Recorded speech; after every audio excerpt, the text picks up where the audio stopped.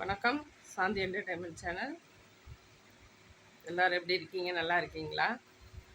இன்றைக்கி வீடியோக்குள்ளே என்ன பார்க்க போகிறோன்னா, ஏழு ஏழு ஜென்மம். ஏழு ஏழு ஜென்மம்னு சொல்லுவாங்க, 7 ஜென்மம்னு சொல்லுவாங்க. அதாவது ஒவ்வொருத்தருக்கும் 7 ஜென்மங்கள் உண்டு. அந்த 7 ஜென்மம் 7 பிறவி எடுப்பாங்கன்னு சொல்கிறாங்க. அது வந்து சொல்கேள்வி மட்டும்தான். யாரும் கண்ணால் 7 பிறவி எடுத்ததை பார்க்கல. அது கடவுளுக்கு மட்டும்தான், படைக்கிற கடவுளுக்கு மட்டும்தாங்க தெரியும். நாம் 7 பிறவிலையும் மனுஷனாக பிறக்கிறது ஒரு பிறவி மட்டும்தான். அடுத்தடுத்த பிறவிலெல்லாம் மனுஷனாக பிறக்கணும் அப்படின்னு சொல்லிட்டு சில பேர் வேண்டிக்குவாங்க. நம்ம வேண்டிக்கிட்ட தாளெல்லாம் எதுவும் நடக்காது. கடவுள் என்ன விடுறாரோ அதுதான். நம்ம வந்து பாம்பா பிறக்கிறோமா, பள்ளியாக பிறக்கிறோமா, விலங்கா பிறக்கிறோமா, குரங்கா பிறக்கிறோமா, எதுன்னு நமக்கே தெரியாதுங்க.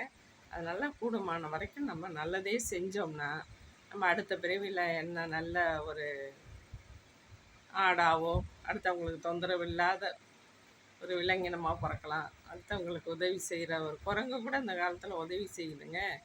அதாவது பழகிற விதத்தில் எல்லாருமே பழகினோன்னா எல்லாருமே வந்து நல்லவங்க தான். சில பேர் என்னென்னா இந்த குரங்கு மாதிரி கர்ச்சிச்சுக்கிட்டே இருப்பாங்க. எப்போ பார்த்தாலும் உருன்னு.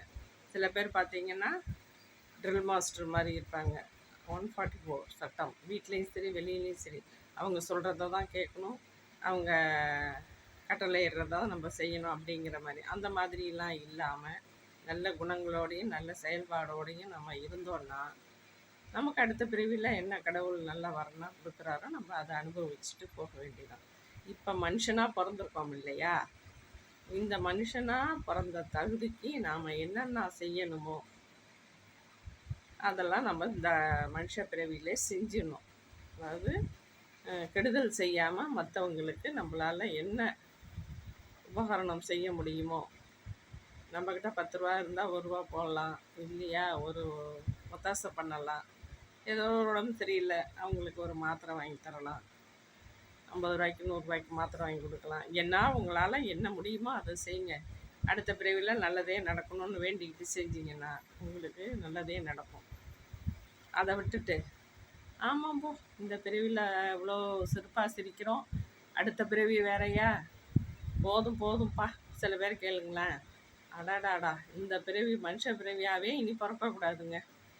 எல்லாருமே மனுஷ பிறவியாகவே பிறக்கக்கூடாது. வேறு மாடோ வேறு ஏதோ ஒன்று பிறந்து அது பாட்டுக்கு எங்கேயோ சாப்பிட்றோம், எங்கேயோ வாய்க்காலில் தண்ணியை குடிக்கிறோம், எங்கே கட்டடியில் படுத்து தூங்குகிறோம். அந்த மாதிரி நிம்மதியாக இருக்கணுங்க.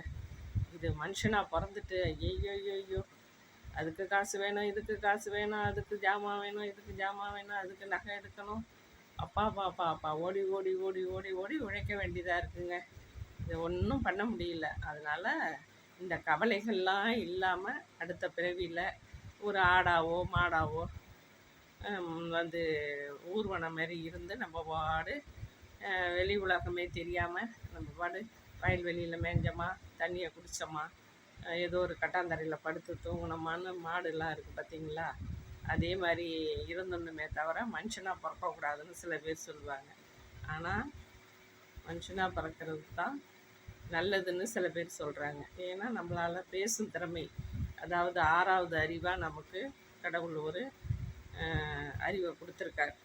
அந்த அறிவை பயன்படுத்தி தான் நம்ம எல்லாமே நடக்கிறது, எல்லாமே யோசிக்கிறது, எல்லாமே செய்கிறோம் நம்ம.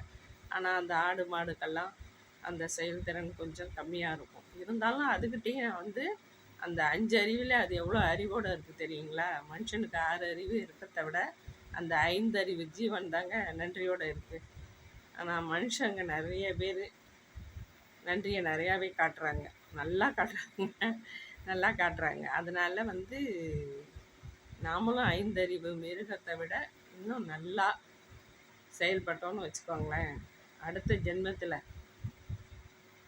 ஒரு பகுத்தறிவு உள்ள மிருகமாக பிறந்தோம்னா நாம் உலகத்தில் நிம்மதியாக வாழ முடியும். நிம்மதிங்கிறது யாருக்கிட்டேயுமே கிடையாது. ஆனால் சில பேர் சொல்கிறாங்க, அவங்கள பார்த்தா நல்லா இருக்காங்க, இவங்கள பார்த்தா நல்லா இருக்காங்க, நாம் தான் அவ்வளோ கஷ்டப்படுறோம். அவங்கள்ட்ட போய் பேசி கேட்டு பார்த்திங்கன்னா அவங்களுக்கு எவ்வளோ கஷ்டங்கள் இருக்குது, எவ்வளோ நிம்மதி இல்லாமல் இருக்குது. ஆனாலும் வெளியில் வந்து விட்டு கொடுக்காம நிம்மதியாக இருக்கிற மாதிரி அவங்க வந்து வெளிப்பழக்கத்துக்கு தெரிவாங்க. ஆனால் நாம் வந்து அதை நினச்சி அவங்கள பெருமையாக நினச்சிக்கணும்.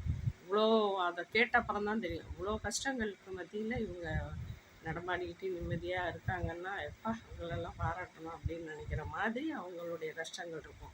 அதனால் நமக்கு மட்டும்தான் கஷ்டம்னு யாருமே நினைக்காதீங்க. எல்லாருக்கும் கஷ்டங்கள் இருக்குங்க. அதுவும் சில பேருக்கு பார்த்தீங்கன்னா, அடிக்கு மேலே அடி, அடிக்கு மேலே அடி, அந்த ஒரு